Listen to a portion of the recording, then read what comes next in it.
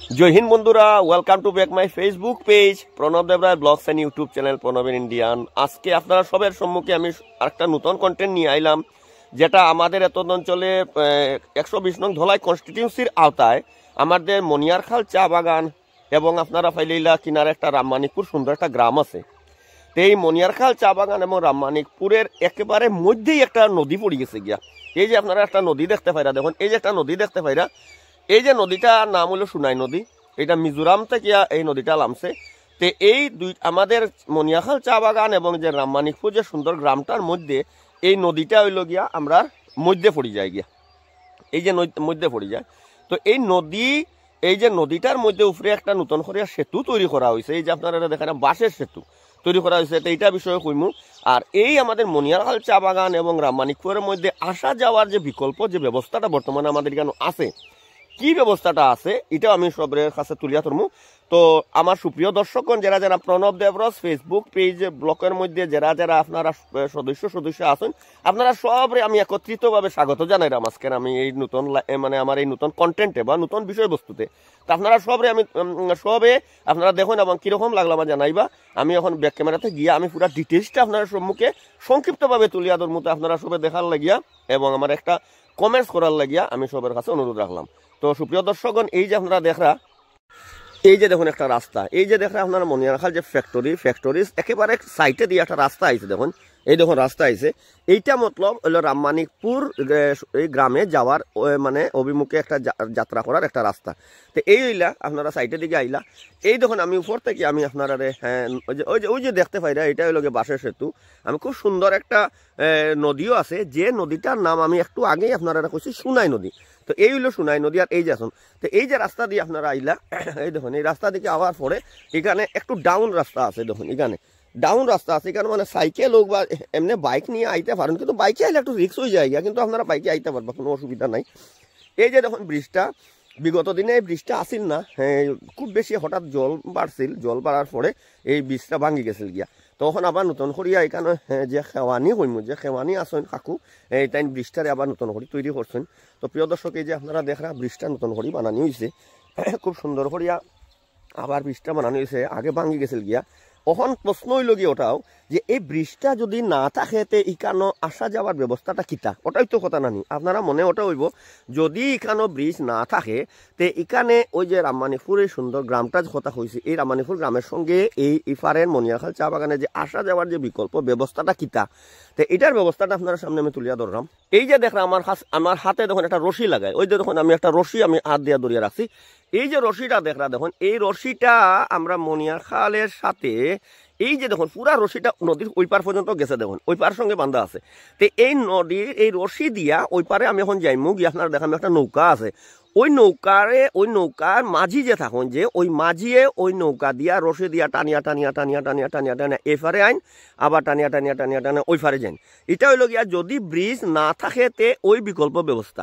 কিন্তু এখন বর্তমানে ব্রিজ ওই যাওয়ায় গিয়া এখন এই যে রশি দিয়া যে নদীর এই পারে আওয়া যাওয়া যে একটা যে সুব্যবস্থা যেটা করিয়া রাখছিল আমার কাকু যে খেওয়ানি, যে তাই ওখানে আপাতত এরকমভাবে আসা যাওয়া করা। তো প্রিয় দর্শকগণ, আপনারা দেখরা যে বাসের নতুন করে ব্রিজ তৈরি করা হয়েছে, বিগত 1 মাস হয়ে গেছে গিয়ে বানানি হয়েছে।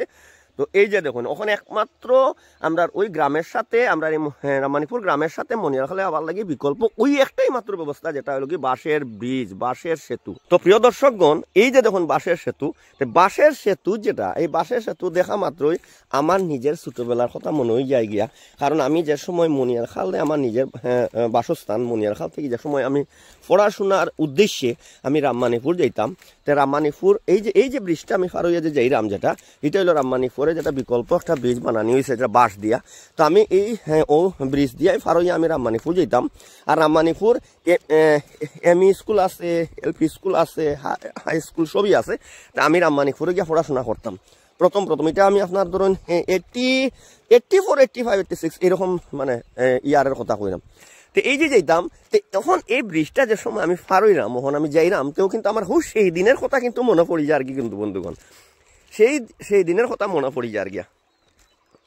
এই যে আমি হাঁটতে আমি ওই পার থেকে আমরা মনিয়ারখালের যে নদীর ওই পার আর ওই পার থেকে দেখুন আমি এই পারে আই গেলাম গিয়া। তো এই পারে আওয়ার পরে দেখুন এই যে দেখুন এই যে নদীটা, এই যে আইলাম, তো এই যে ওই দেখুন আমি ওই পার থেকে আইসি, তো ওই পার থেকে পার হইয়া কিন্তু আইসি আমি ওই যে দেখলাম ওই পারে দাঁড়াইয়াও কিন্তু আমি প্রথম ভিডিওটা শুরু করছিলাম। তো ওই যে ওই পার থেকে আমি এখন এখান মধ্যে আইলাম, এখানে আমার পরে এই যে দেখলাম ছোট্ট একটা রাস্তা গেছে, ওই রাস্তা দিয়ে আপনি মোটামুটি রামমানিপুর গেলা গিয়াতে এই যে এখান থেকে রামমানিপুর সুন্দর একটা গ্রাম শুরু হয়ে গেল। তো প্রিয় দর্শক, আপনারা এই ব্রিজটা তো নতুন করিয়া 1 মাস আগে শুরু হয়েছে, কিন্তু 1 মাস আপনারা মনে প্রশ্ন আইব যে এই ব্রিজটা তো নতুন করিয়া 1 মাস হয়েছে শুরু হয়েছে, এর আগে এই পারের লোকজন ওই পারে কেমনে আসা যাওয়া করতো? আচ্ছা প্রিয় দর্শক, ওই পারের লোকজন এই যে কইলাম আপনারা, ওই দেখুন ওই যে রশি এখানে খুঁটি মারা হয়েছে, খুঁটি মারিয়া ওই একটা রশি আছে, আর ওই রশি দিয়া ওই যে রশি দেখাইছি ওই রশি দিয়া, আর এই হইল সেই নৌকা, এই হইল সেই বোট বা সেই নৌকা। এই নৌকা দিয়া মানুষ এই পার থেকে ওই পারে আসা যাওয়া করতো।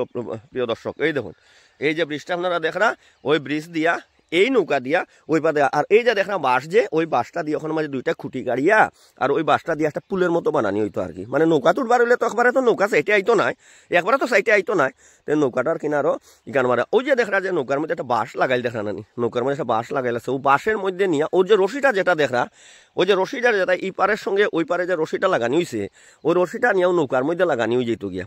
তো বাঁশে আর নৌকায় লাগাই থাকলে আর এখানে নৌকাটা মানে স্রোতে ঠেলিয়া নিত না আর কি। রশিটা ওই যে রশিটার ওই পারে বাঁশটা নেওয়া হইতো, তো এইটা নদীর জলে স্রোতে ঠেলিয়া নিত না, তো নদীটা পুরো স্ট্রিক্টলি সোজা থাকবার হইতো, রশি একজনে খালি টানতে থাকবা আর ওই পারে নৌকা যাইব এরকম করিয়ে মানে তারা চলছে আর কি, যতদিন পর্যন্ত নতুন ব্রিজ তৈরি করা হয়েছিল না বাঁশ দিয়া, এর আগ পর্যন্ত এই বিকল্প ব্যবস্থা আছিল এখানের মধ্যে। প্রিয় দর্শক, তো আপনারা দেখাইলাম, আপনারা সবে কইবা আপনারা কেমন লাগলো এই ভিডিওটা।